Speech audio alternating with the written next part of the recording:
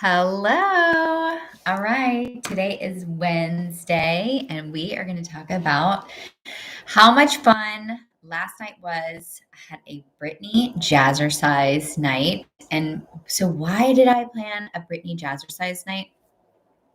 Well, number one, I love to dress up. It's time. And one of my favorite things is to make and bring in costumes to really liven up the party, the spirit, and it's a way to be creative.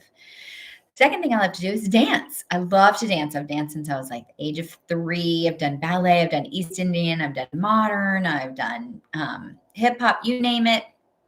I've done it in my lifetime. So Jazzercise has been around forever. I think I watched my mom do it too, right? And here I am back in Jazzercise after a hip injury that I had for about 2 years from a C-section. Scar tissue loves to cling on to things and pull things out of place. Did you know that? I didn't. So now I do. So it kind of took me away from my 20 years of these. And so I found Jazzercise again, and now I'm just in love all over again. So last night, for part of my spreading the word of Fill Your Soul and connecting with Free Britney, because I'm just so impressed that she finally got out from underneath the thumbprint and the system and the people that are trying to keep her down, that it just really motivated me to speak to other women about how sometimes domestic violence and abuse can be so muddled that it's hard to even realize where the abuse is and if you're in it and if you are the one receiving it or if you're the one giving it. As a mom, I have definitely started out as a spanking mom. I do not spank at all. I definitely started out as a not as a yelling mom and worked my way into a non-yelling mom. And I've just evolved over time so much to be a more compassionate, loving, kind mother that it really, I look back over the generations of the teachings that we got from the patriarchal system. And we were taught to be good girls. We were taught to, we were spanked if we were out of line. We were told to be quiet. We were told to play small. We were told to hide behind the men. And, so that those seeds that are planted as young girls, they follow us into motherhood and adulthood. And so we have to end up fighting for our freedom. And one of my favorite sayings is freedom ain't free. You're going to pay for it somehow. You're going to pay for it if you ride to the United States in a boat. You're going to pay for it if you have death. You're going to pay for it in the court system like I did. You're going to pay for it in your career or marriage or divorce or some kind of, crisis. You're going to pay for your freedom to be free. And it's so important that we as women really become aware of what environment we are living in and what environment we are creating within ourself first, which is our soul. Okay. And in our, just in the room that you're in first, what's the vibe you're giving off? And then in the kitchen when you're cooking dinner, are you stressed? Are you yelling at the kids? Or is the music playing? Are you dancing? Are you laughing? Are you stressed? Are they playing video games? Are you pissed off? Like really becoming aware of what is your surroundings and what is your part in it.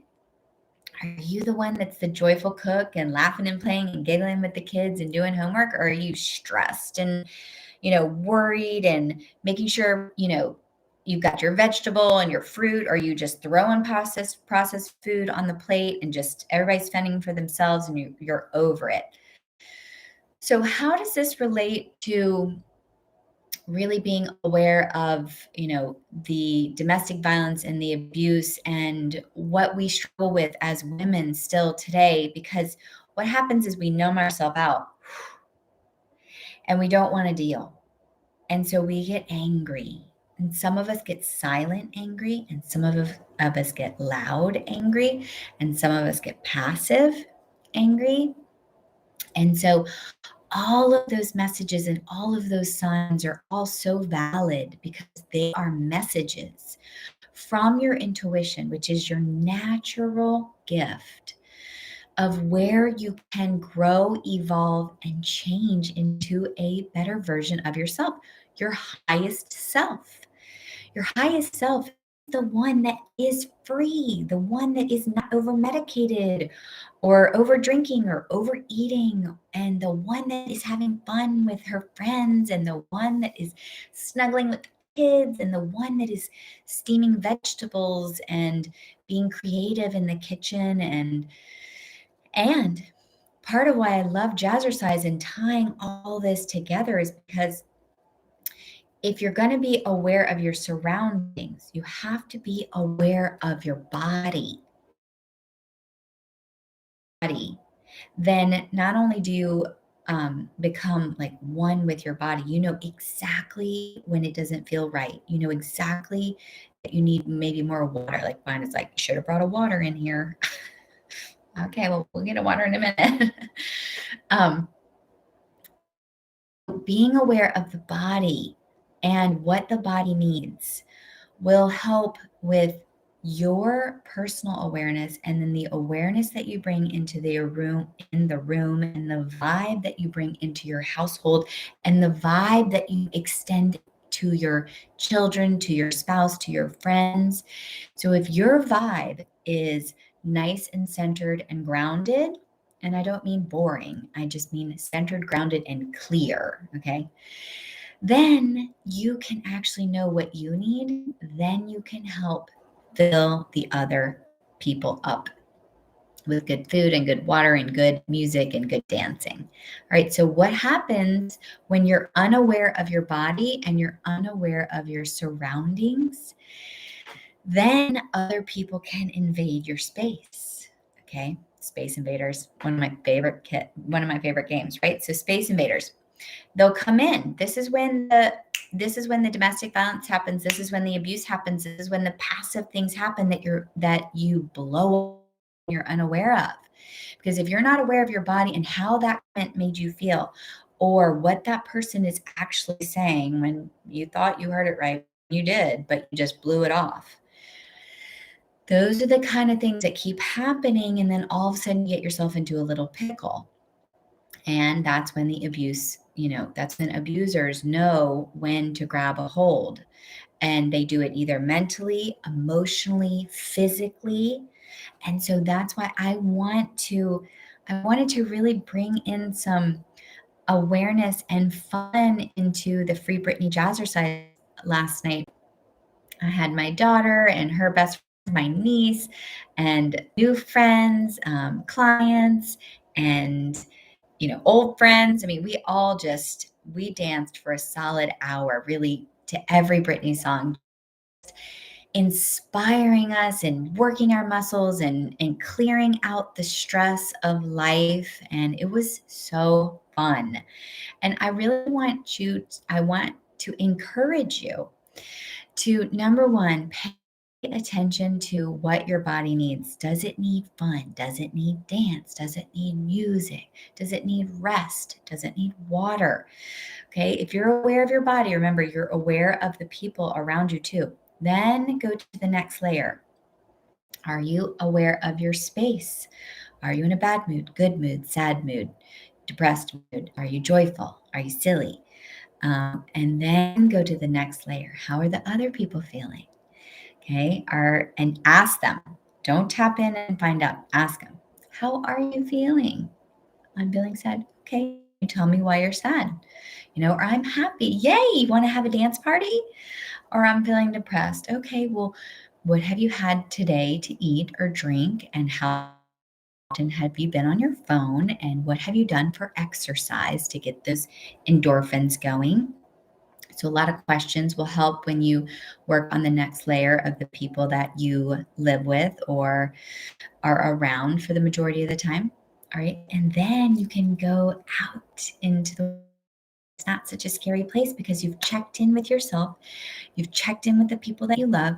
Everybody's gotten their needs met. And now you can do whatever it is that you can do with no distractions. You can go to work, you can go play, you can go work out, you can cook an amazing meal and share it with the people that you love. So I just wanted to kind of bring it all together in a bow that, Brittany is a big inspiration to see her kind of break out of this mold. And I have so much women, because we are so strong, that they can also break out of their own molds that they put themselves in, that you put yourselves in, and that other people put you in. It's time to break the mold and just have some fun. That's the easiest way. Now, if you want to turn to the book, you can flip and say, all right, what do I do what do I need to do to have some fun in my life? I need my glasses still. To have some fun in my life. It says I need to ask tough questions. I think this is video one. Okay, so to have fun in my life, it says, go outside. This story is about the king snake that tried to get into my front door, and I had to actually put my foot. King snake would go out of the front door. She was coming in my front door, a giant speckled king snake. So, all right. So the tip for the book is, if you ask, you assume. Therefore, you are leaving your energy field and reading theirs without permission. So remember how I talked about on the layer, when you check in with other people after you've checked in with yourself? How you check in with them is you ask them questions. You don't assume that they're hungry. You don't assume that they're thirsty. You don't assume that they're pissed or happy or sad or mad or anything like that. You just ask them, how are you feeling, baby? Good, good. So what would you like to eat? What would you like to drink? Would you like to go to the gym with me? Would you like to go dance with me?